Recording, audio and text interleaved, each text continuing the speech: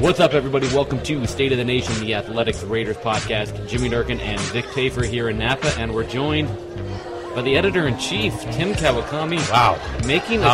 How did you book me? Making a trip up to Napa. It's been a while for you. A couple of years, as the owner of the team might be pointing out to me. He did note that I did not come up last year. I heard about that. I was doing something else last year. We were a little bit busy.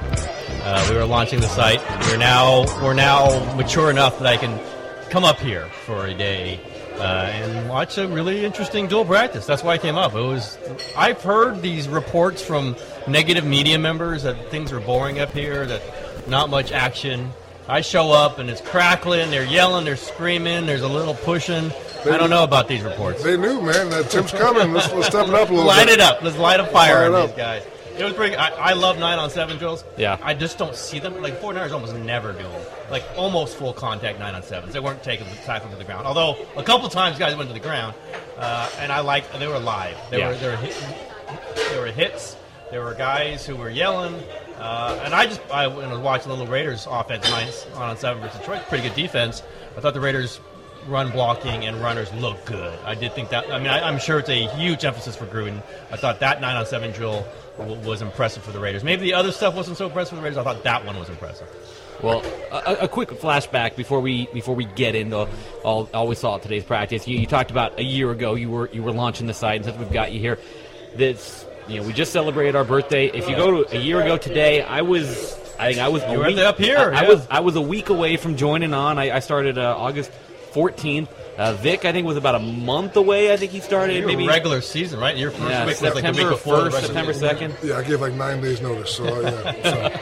What's this first year been like, Tim, for the Athletic? I mean, we're all having fun. It's gone well, but what's it been like for you? Really busy. Yeah, obviously, really, really, really busy. But those first 2 weeks were crazy because I was also covering the 49ers, writing columns. We don't talk about that team on this podcast. They're running the site. Then we hired Jimmy Durkin in a 24-hour whirlwind, which made things, I hate to say this while Jimmy Durkin's at this table, but it made things a lot easier for me. Still a lot of work, but the feedback, the responsibility, the direction of where this is all going, it's everything I wanted. It's everything I could hope for, and more, just the growth of it. Being able to bring in writers like Vic, bring in writers like Andy Baggerly, Anthony Slater. I can't.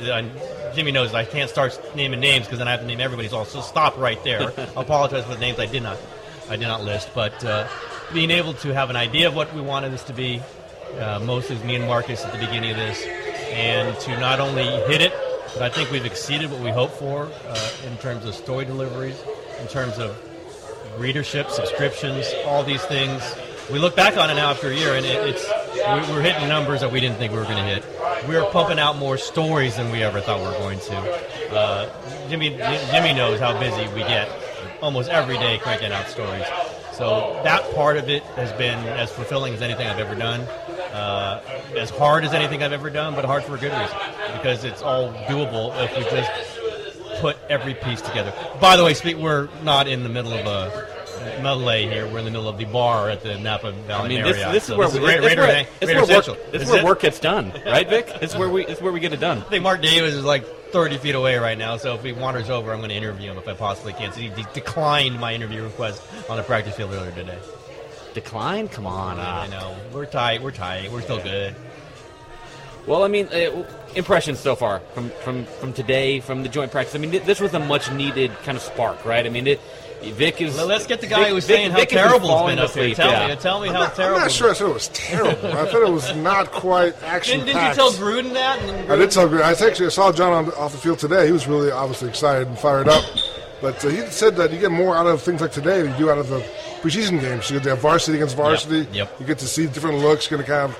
So he was really excited about it, and I told him I finally woke up today. I've been like, you've been killing me the first 2 weeks, and he laughed and said, "Yeah, this is what it's all about." So I think it's just, as long as you ramp up, that's all. It's just ramping up, and today we finally got there. Interesting, and I've heard this before. I hadn't thought of it. I did talk to Reggie McKenzie briefly, a little bit about the Khalil Mack. He didn't say a ton, but also about the practices. And he mentioned that the personnel people get to see two teams. Yeah, they get to evaluate two teams. Yep. And I know this has happened with teams I've covered before, where they like a guy on the other team who is maybe getting third-string reps. and they either pick him up if he gets released, or they try to make a trade for a 6th-round pick.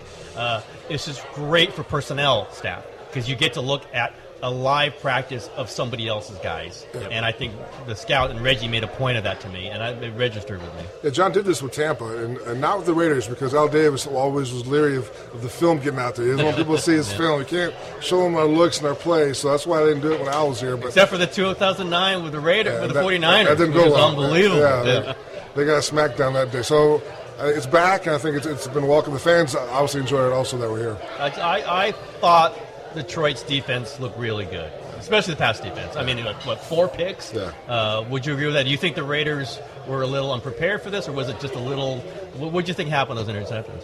Probably different. You get used to your certain cadence and certain going against your own guys, and the Raiders DBs have not been great. Some guys have been hurt. Yeah, who do they have?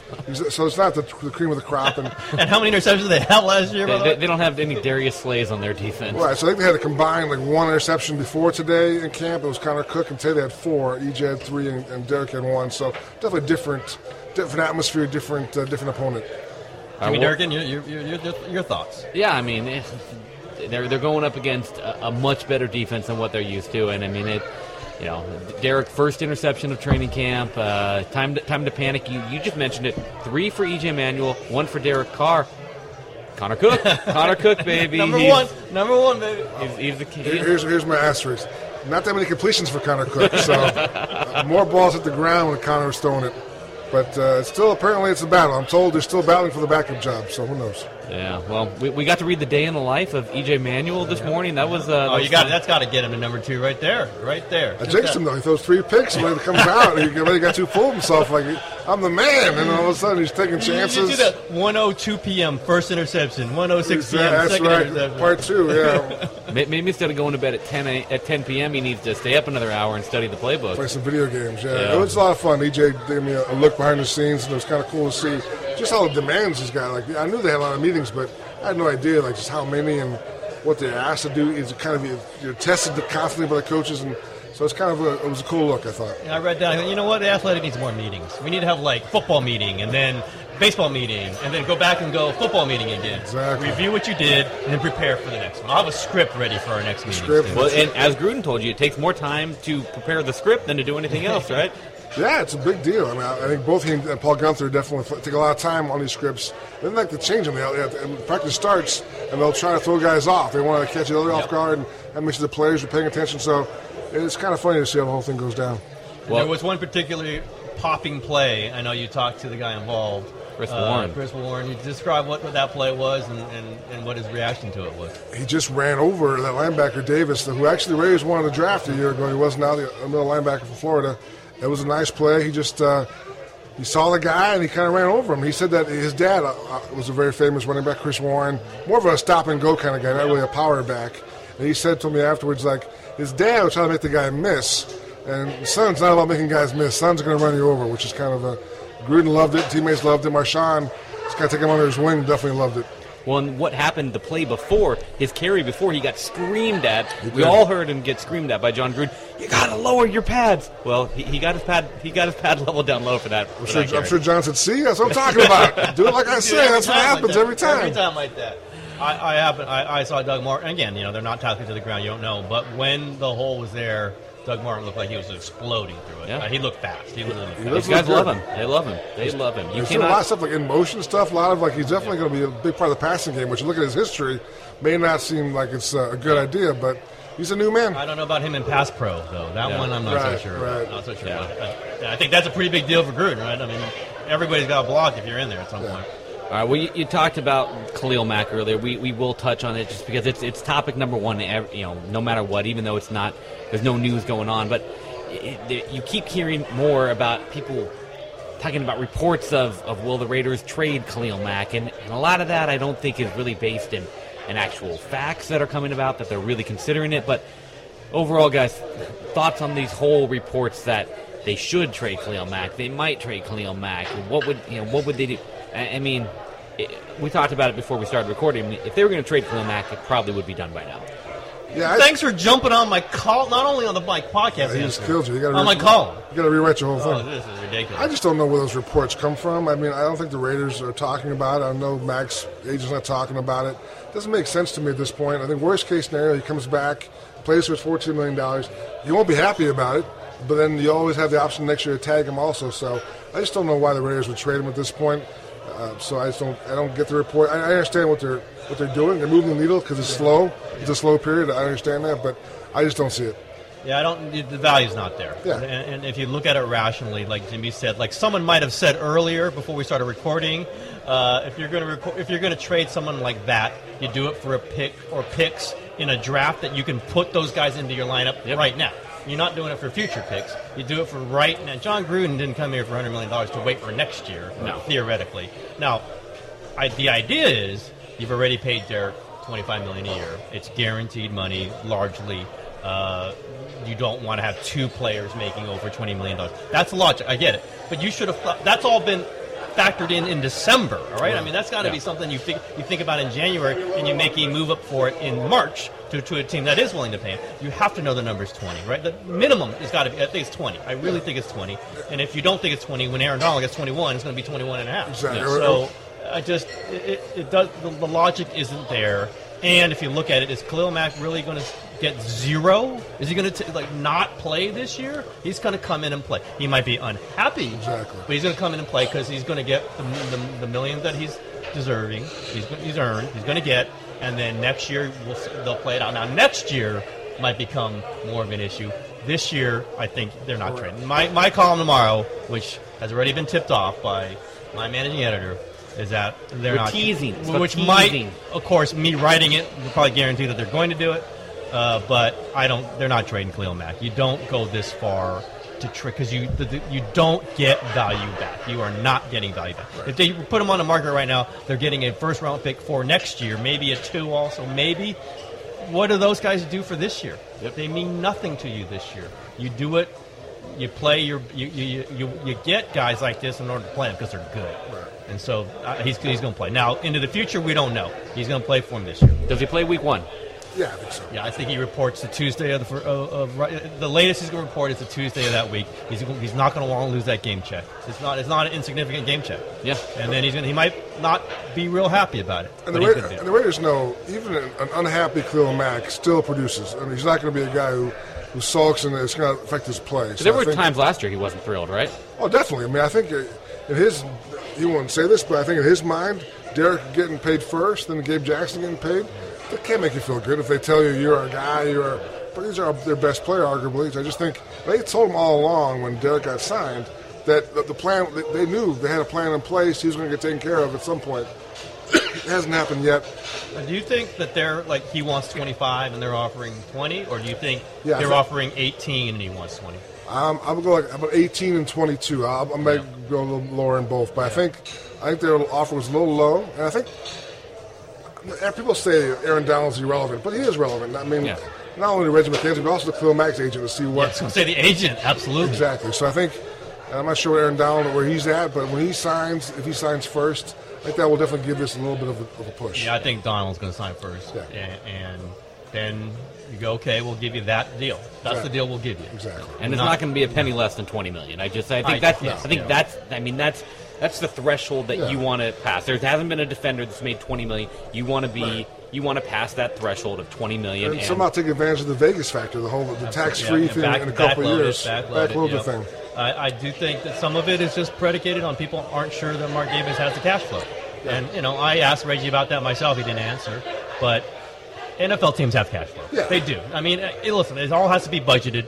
It all has to be figured out. But they didn't wake up on August 4th and go, wait a minute, we don't have the money for this. There's an escrow. I'm sure Mark is a guy you can call in a pinch. I need some more cash. I need something. I need a little help here. Call you? Not me. It's not me, but there's got to be Vegas connections. Exactly. Like that. I mean, there's someone. I don't know if you want to work the Vegas connections. He's got a phone number you can call. So I think, Mack's your best player. I keep saying that. I just think that they'll get it done at some point. We got food coming here, by the way. We're going to wrap this up pretty soon. We are going to wrap this up. We'll make our last point. They make the They have the exhibition opener on Friday. What are you guys looking forward to? What do you guys want to see in that exhibition opener against Detroit? I guess the guys I'm looking at are like guys like Markel Lee's had a good camp. I want to see it kind of get to the next level. Just kind of guys like that, younger players who seem to have got the coach's attention. We mentioned Chris Warren, another guy. Just kind of take the next step. Make sure that's not just a training camp. We see guys over the years who wow us in camp, and the games start, even the preseason games. Like that guy vanished. So you want to see him keep it up. I always go with two positions I think you can sort of evaluate if you're not an expert in preseason, or quarterback, which there's not much to evaluate here other than the backup battle, and kicker. And I've seen kickers just lose it in preseason, and they have to switch them. Let's see if the new guy, Bonero, is an NFL kicker. We don't know. And I didn't see him kicking today. I guess he kicked yesterday. Yeah, Nugent kicked today. But they went away from the incumbent. They got rid of Tavecchio a little early. Yeah. And let's see if Eddie Bonero can kick field. We don't know. I think that's a good point. He hasn't been I've great. seen guys who were good in college show up as guys, and then they cannot kick in preseason. Mm-hmm. So I want to watch that one. And then always the number one pick, Colton Miller. I mean, I don't know if he's going to be the left tackle. He might be. I don't know. Today he got pancakes. Today he got pancakes a little bit. That wasn't good. That was on like on a running thing. Yeah, that wasn't good. Let's see how he holds up. And Donald Penn's the left tackle, but he's not playing. So that's the other one. I want to watch those two. Let's see if the kicker just looks like an NFL kicker. Let's see what the number one pick looks like. I want to see a defensive back make a play. I need to see if this shouldn't that bar high. A play. Make a play. They need people to emerge in the secondary. I mean, I think once you get into the season, you're going to have between. They've got some guys when Conley comes back. I like Rashawn Melvin. I like Daryl Worley. I think they're going to be okay there. But let's see if they've got those guys aren't going to play much, if all. Let's see if some of the young guys, if they have something there, if somebody in that defensive backfield can make a play. I was watching Matthew Stafford. That guy can throw the ball. Wow. That's pretty good. Wow. That doesn't mean he's the greatest quarterback. But, Derek can throw the ball. Yeah.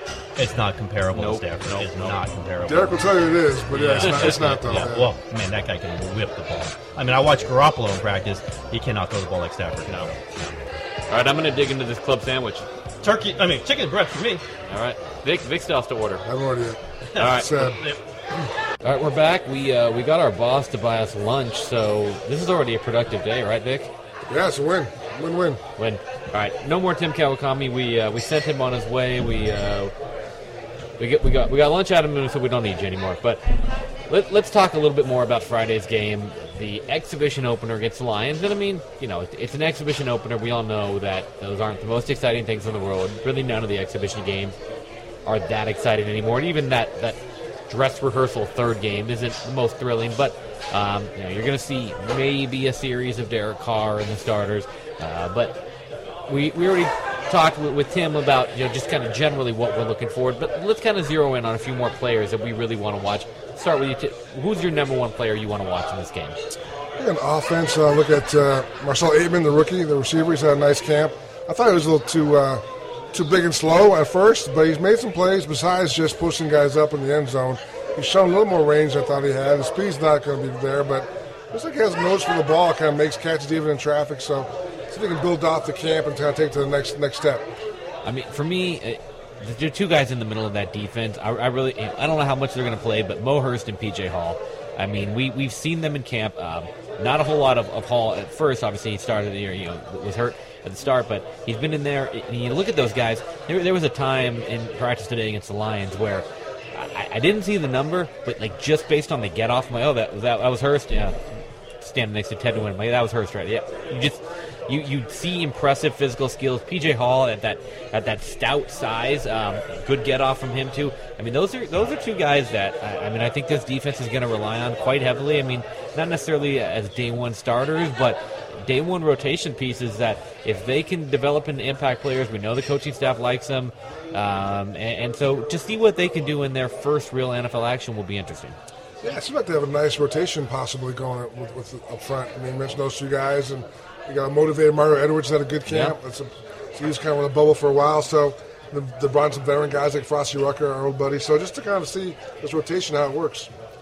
Wow, Frosty Rucker hangs out with us one time, and he's our old buddy. Yeah, that's what it takes. Hang out with me once, and we we break bread. We're good. All right.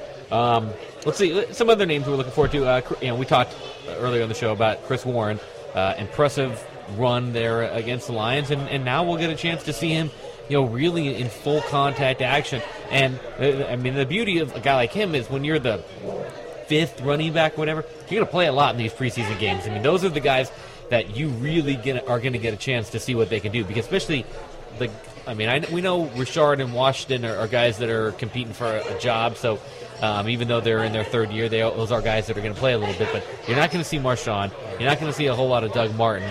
You're going to see a lot of Chris Warren, and Friday will be a good chance for fans to see what he can do. Yeah, there's always a fine line with these running backs. You want to see him, but you don't want to see him too much, because then all of a sudden you're thinking, that's the next Lewis Rankin, the guy they're going to just use and abuse and give him 100 carries in the preseason.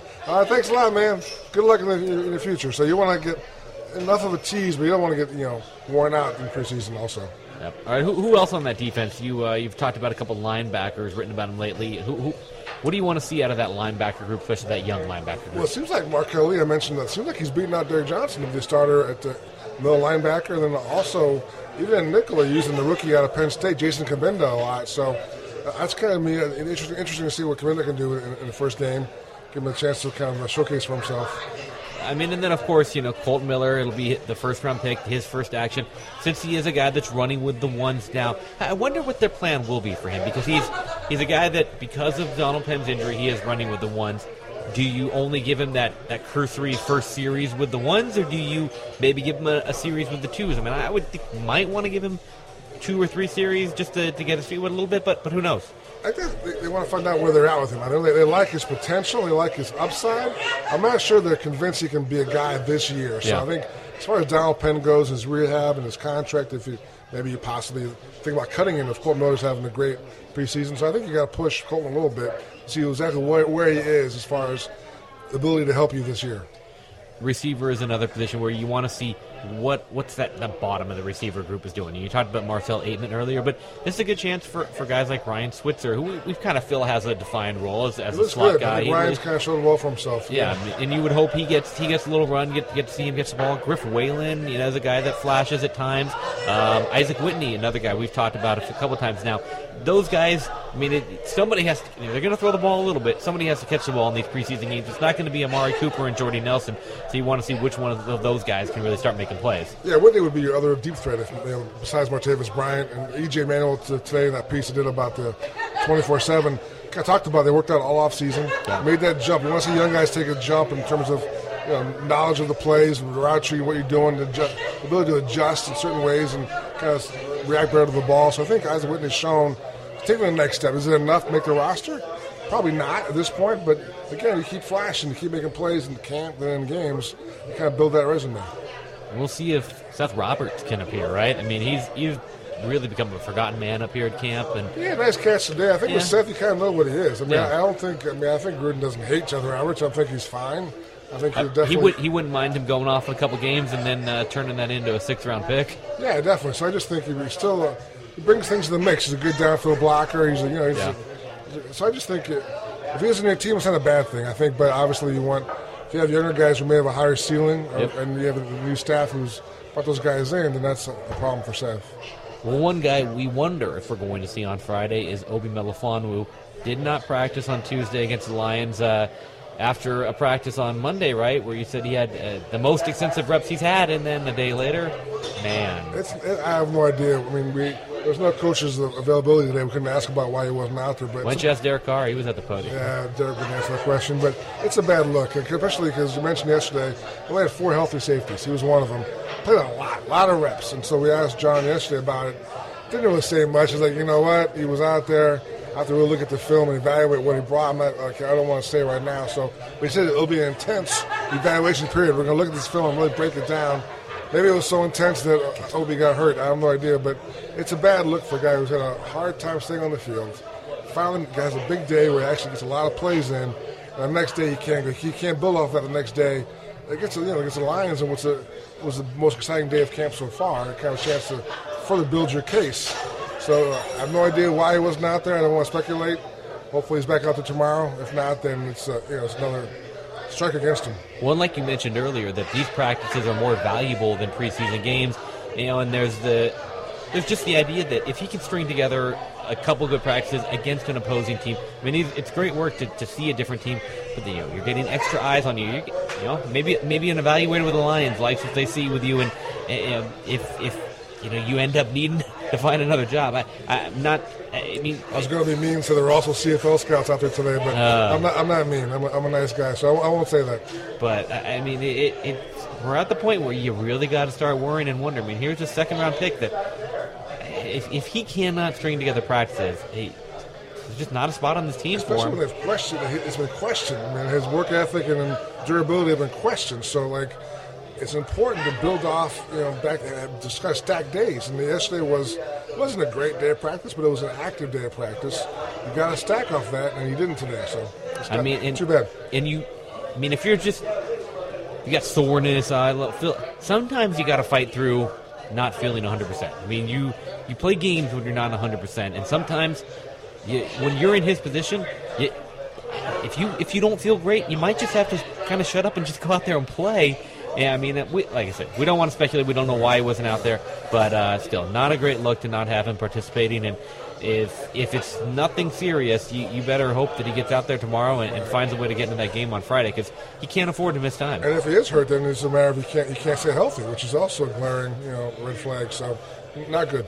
Yeah, I mean, and if it's that, you may look at a situation where he gets stashed on the IR for another year, and you say, well, we'll try it again next year. Yeah, I was thinking about it yesterday when watching Eddie Vanderdoes kind of working with the trainers on the side, and it's getting late now. I know he's still rehabbing the knee, but it's hard for him to believe he can come back now and make this team. I just think I'm thinking about it, and maybe he's the guy you stash on the PUP for another 8 weeks and kind of just let that kind of develop a little more. But I can't see at this point him coming back next week and making enough of an impression to make this team as a guy who can play in that part of that rotation we mentioned earlier. So he's the guy you might stash the more I think about it. Well, and you're lucky because he started camp on the PUP, so he can stay there. Right. Whereas Obi, because he was active, you have to, at this point, you'd have to put him on IR. And then you do get 2 designated to return IR spots, and the guys that are on the PUP, that's another category. I mean, right. The PUP guys can. So basically, it's not an either or. It's you can stash. I would think at this point, like you said, you stash Vanderdoes probably on the PUP just because it's going to be hard to make this roster,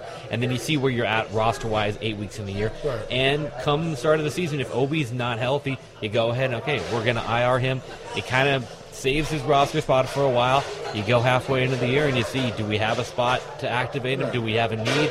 And then maybe you do, and if you don't, it's another year lost on the IR. Yeah, because the coaches don't have any idea what Eddie can do. I mean, they hear from Reggie and the guys who were here last year, but they don't really know what Eddie brings. So it makes them watch on film. But so until they see it themselves that they can be a part of Gunther's system and kind of be a part of that rotation, then it's really hard to put him down for any kind of spot right now.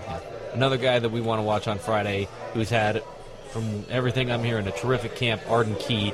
Sounds like this guy, I mean, what was it, the other day that he even he made some quick work of Kelechi Osemele, which is not easy to do. Yeah, he's had the spin move, which has kind of been trouble for Colton Miller all of camp, but even now against Osemele, nice little inside move, and Osemele's been pretty stout all camp. Osemele's been killing people, so that was definitely, I'm sure, a surprise to him that this young guy was giving him trouble. So against the pass, like on passing downs, Arden Key will definitely be a weapon. Running situations, I'm not sure about that. That's another day. I mean, that's the beauty of where this defensive line could be when you get Khalil Mack back. You've got Bruce Irvin. You've got, Justin Ellis. You've got, P.J. Hall, Mo Hurst. You've got all these guys you're stacking up that he can be a situational guy, and for a third-round pick as a rookie, that's fine. You need, like John said many times, you need a third pass rusher. And last year that was James Cowser was the guy who came in for Khalil. And Cowser's a great kid, bless but his heart. that was not good. That was not good for the Raiders, and it was not like it wasn't things that other teams didn't worry about James Cowser when he came in. So I think that's always positive. You get a little more push from the young guy. Yeah, I mean, you look at a guy like, Alden Smith, who we've compared body type and all that to, and he's the guy that he was a first-round pick, top 10 pick, and he started his career as a situational pass rusher, and nothing wrong with that. I mean, that if you could get a 8-sack season out of a rookie as a situational pass rusher, you take that in a heartbeat. Definitely. Add your production. If the less you play, the more juice you have, and you get to that quarterback a little more often. All right, we're going to have one more brief Khalil Mack segment because I know you talked to Lee Smith, and we're going to get to some audio from him in just a minute. But to talk to me kind of about a little bit of the message from Lee Smith that about what it's like for them not having Khalil in camp. I think, obviously, when you go about your business, he's not here. You got to focus on the guys that are here. But he's still in the back of your mind. He's arguably the best player on the team, so it's definitely something you think about and you kind of miss him. But Khalil was saying how just in terms of the way this team is built and the roles people have, if you missed, I don't want to speak for Lee, but certain guys you miss on the team because they're important to how things function every day. Khalil Mack, you know what he's going to do. You can plug him in. He's fine. It's not going to so much, affect how you practice, how you approach things during camp. So you just know that when he gets back, he takes care of his business. But all these guys respect every other player. Take care of yourself. We're not going to ever question what you're doing financially. Just be back here when we need you. All right, let's play that quote here from Lee Smith.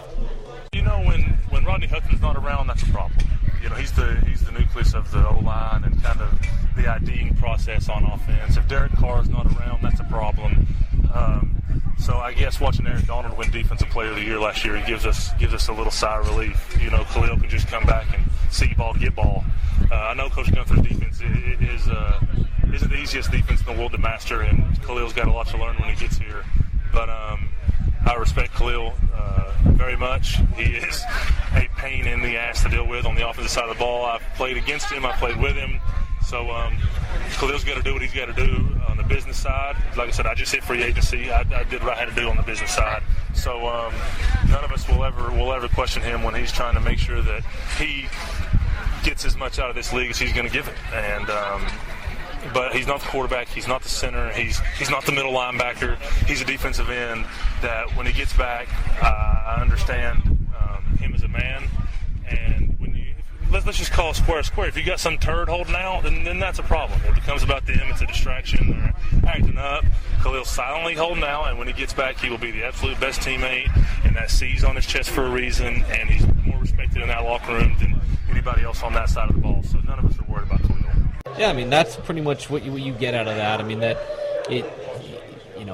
The team knows what they're going to get once Khalil Mack comes back. It's kind of similar to how we evaluated the John Gruden quote from NFL Network that everybody blew up, that they were bad on defense without him. He's a known quantity. He's going to be fine. He's going to be great. They'll get him in here eventually, and we'll see what happens. Yeah, will it take him a little while to get used to the new system of Gunther? I'm sure it will, but again, he's a special kind of guy, so I don't think it'll be a big deal. A couple years ago, these guys found a way to get Alden Smith on the field after he started practiced on a Friday. It obviously he's a completely different situation, but you will get production out of Khalil Mack even if he shows up the week of the opener. He may not be at his peak, but you're still going to get production. Yeah, I agree. All right. We'll take some questions? Sure. Let's wrap the show up with some questions. As always, you can use the hashtag SOTNMail for your State of the Nation mail questions. And we got a question here from Rollicking Raider. I'm here for this is the name he uses. It's about our guy Chris Warren. What are the odds we keep Chris Warren if he keeps showing out like I was hoping? If so, how many running backs would we actually carry? And we were kind of doing the math on this. We think, there's probably room in this roster for 5 guys, and you figure Marshawn, Doug Martin are 2 obvious ones. Keith Smith is a lock. And then I think Jalen beats out DeAndre, but it's close. It could definitely change. But I think at this point, Jalen gets a little more in terms of the passing offense than DeAndre does. So that's 4. And I think Gruden loves fullbacks. But I got to believe Chris Warren's a pretty smart kid. They probably could pick up some of the backup fullback duties and kind of some of the lingo. He's big enough. Yeah, so I think that's something to work on with him. So I think there's definitely, if he can keep running the ball like he did today and he has so far in camp, then you find a way to keep him on the roster. Yep. All right, question here from Moses. Are linebackers and secondary still looking like a liability against the Lions? Yeah, the Lions are a pretty good receiving core, and Matt Stafford's pretty good. So we mentioned the injuries. They haven't had everyone back. Gilchrist is out again today. Gilchrist is going to be a big part of this defense. Yeah. So he's definitely a guy you need back there against Matt Staffords of the world. So today was a little dicey. I know there's a 1 deep play that Marvin Jones beat Antonio Hamilton, but let's face it, Antonio Hamilton won't be on the field. He should not be on the field. Exactly. I'm not going to worry too much about that one going forward. But it was a little choppy, but I think for the most part, just getting a chance to go against somebody else, another team, get some hits out there. It was really good for the Raiders today. Emmanuel Lemur did make a really nice interception. He would kind of It was a great play. extended his arms. That was one of the better defensive plays by a linebacker in pass coverage we've seen in a while. It was a around here. missile from Stafford, too, so it was like definitely required some dexterity and some nice hands. And Lemur's been good. I think, again, we've talked about him in the past where guy's been a backup for 7 years. This is his shot. He knows it. He knows Gunther's defense well, and he's taking advantage of it. It's kind of cool. I love to see that when guys, like, you kind of put him in a role, like, oh, that guy's not a starter. He is what he is. Don't try and, you know what, give me a shot. I'm going to show you more. And so far he has.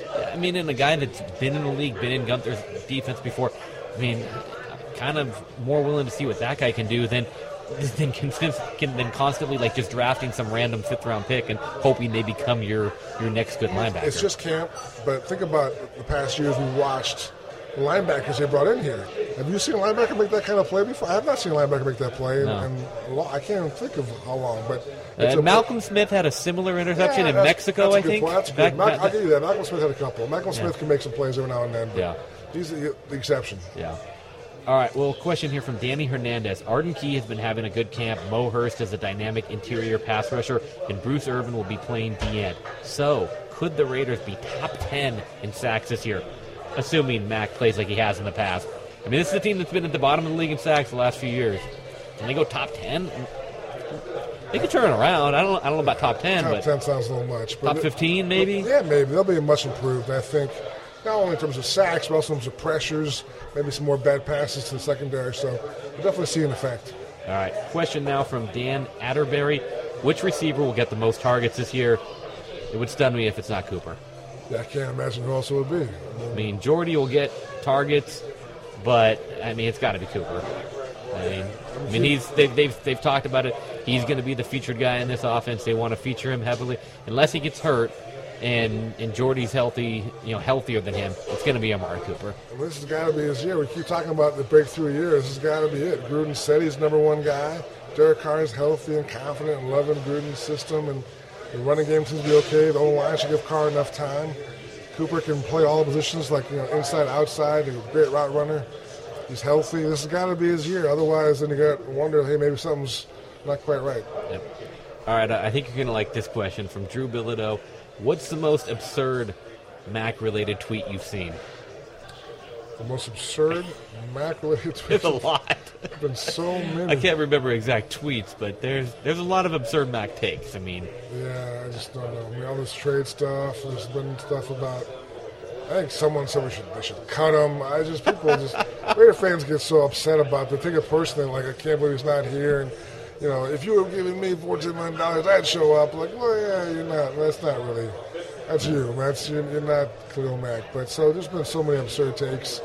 I look forward to when he gets back here, just not only for the team and for my job, not worrying about it, but just because it'll mean that they're definitely back on track. Yep. All right, final question here from Chucky is back.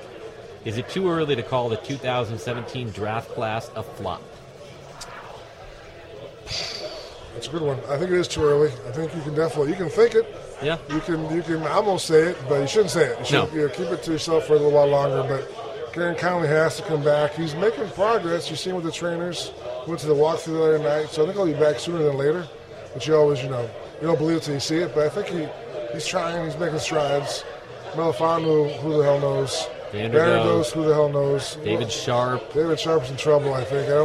Markel Lee could end up being the shining star, the fifth rounder. Who would have thought that, Markel Lee? The funny thing is, a year ago when they drafted him, he was a guy that, when they initiated that draft, he was the guy that had the most clear, direct path to a starting role as a rookie. Didn't really develop as quickly as they hoped. But we all know going into that draft they needed a middle linebacker, and he was the one they drafted. So he had a clear, direct role, kind of to be the guy that could be a starter right away. I will say this about Del Rio. Del Rio did talk him up. Like Del Rio saw there was some light at the end of the tunnel. Like he liked, obviously, he's a big dude, kind of a thumper, has some athletic, but not the fastest guy in the world, but he's not bad with his feet. And then smart guy, smart kid. So I think Del Rio saw some potential in him. He wasn't there last year. They thought they could get him out in the field right away. They couldn't. They kind of didn't have the year they thought he was going to have, but I think the raw material is there, and the new staff seems to be taking it out of him a little better. Yeah, I mean, if he develops into a starting caliber linebacker and Garyon Conley becomes a true number one corner, the draft. I mean, the draft, 2017 draft will never be viewed as great.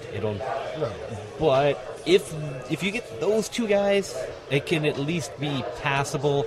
But I mean, unless somehow Conley, Melifanu, and Vanderdoes all get on the field, stay on the field, and become impact players, the draft's in trouble. And I mean, it's not looking like a great one, but don't say it though. Think it. I mean, I think what Obi was talking about in the past is that it's been a while, and I'm not even sure what he is. I don't know what he's supposed to do. I'm not sure what's his ideal role. He's a quarterback. Yeah, I mean, exactly. They put him at quarterback last year. I mean, he's not a guy that I think can take on tight ends. That was supposed to be what they built him as, but I just don't know what. I have no idea how he fits in here. I think I don't think they do. Yeah, exactly. That's the problem.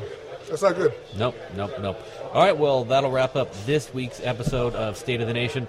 The next time we come to you, we will be talking after a game. Nice. We get to see a game on Friday.